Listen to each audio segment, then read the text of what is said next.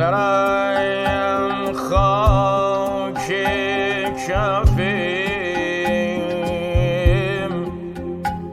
اوی حسین است.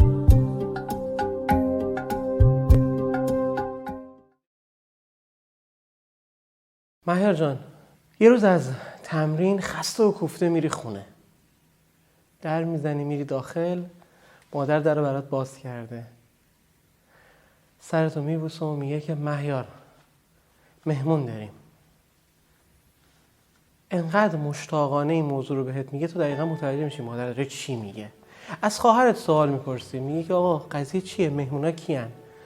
خواهرت هم که خیلی شگفت زده شده از این موضوع بهت میگه که مهیار آقا امام حسین و حضرت عباس در حال نشستن روی مول و منتظرن که مهیار رو ببینن و گفتن که مهیار ما باید ببینیم و مهیار از راه رسیده.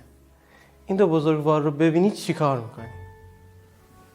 الان این سوال رو یعنی این صحبتی که شما کردین موهای تنم همه سیخ شد.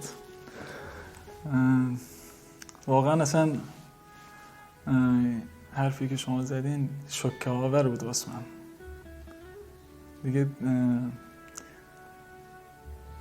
این حس شاید قابل بیان نباشه، یعنی من با اون خستگی و کوفتگی اگه برسم بیام خونه این حرف و مادرم و خواهرم بهم بزنه اصلا دیگه انرژیم 1000 برابر میشه.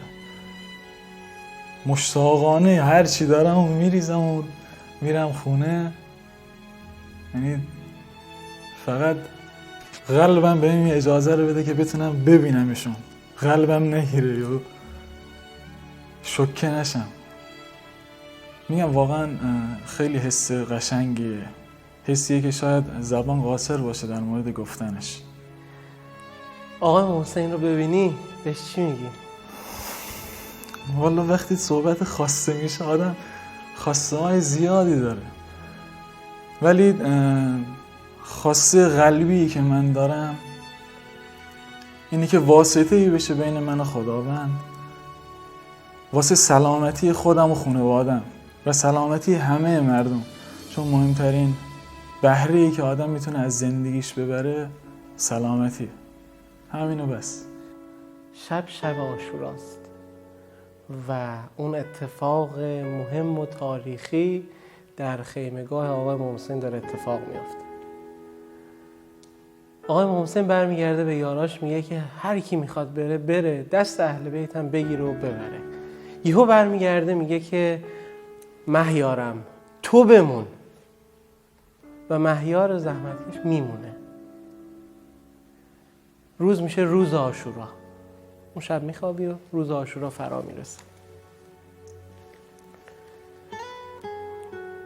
و بر این موضوع واقفی که روز عاشورا قراره چه اتفاقی بیفته. با علم امروزت برگشتیم به 1300 سال گذشته. میری محضر آقا، از آقا کسب تکلیف میکنی.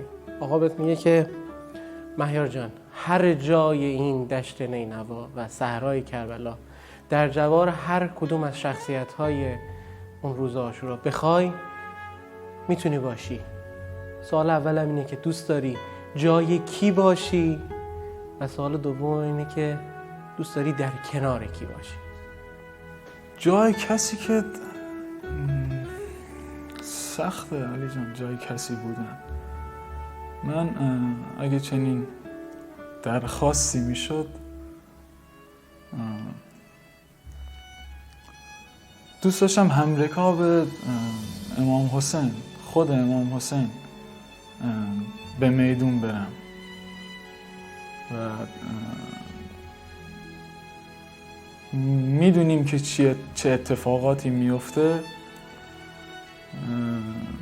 هر چی دارم، یعنی چیزی باعث‌تر از وجود و تن آدم نیست، اونو در راه امام حسین که هدف امام حسین زنده نگه داشتن اسلام بود، جلوگیری از فساد بود، منم به عنوان یه عضو کوچیک در کنار آقا باشم.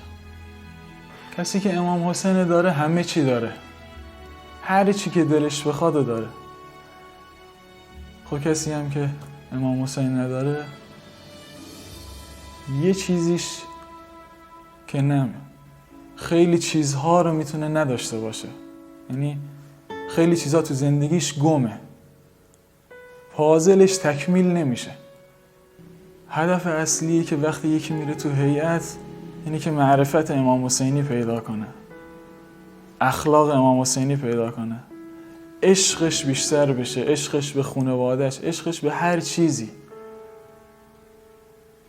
که امیدوارم این عزیزان، همه عزیزانی که شرکت میکنن تو این عزاداری ها، عشق به امام حسین تو دلشون بیاد و بتونن تو زندگیشون خرج کنن.